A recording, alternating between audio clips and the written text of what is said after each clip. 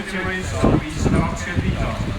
Ja torihobused teevad iga viiendal aastal. Me loodame, et torihobused Aaberkülast meile külla tulla on alati rõõmus ja hea meel. Selleks me oleme täna siia kõik tulnud ja vallavanem juba rääkis kõik meie ajaloo ära ja see piirkond on tõesti küllaltki suur kokkuhoidavad inimesed, kus saab ikka paljusid tegusid ära teha.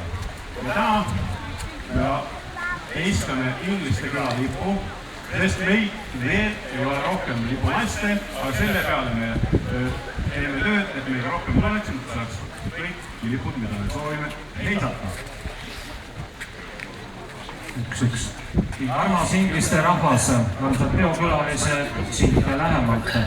Et kui siin vallavanem Kalle Toometus märkis, et me 2 tundi tagasi avasime Lauküla endises koolimajas väikese mälestusmärgi, siis sellega kaasneb ka see, et meie küla tähistab täna 770. aasta esmamainimist. Nii et ka meie külal on täna on pidu Ingliste külal ja täna on pidu ka juubel Ingliste Rüütli mõisal, esmamainimisest möödub 525 aastat.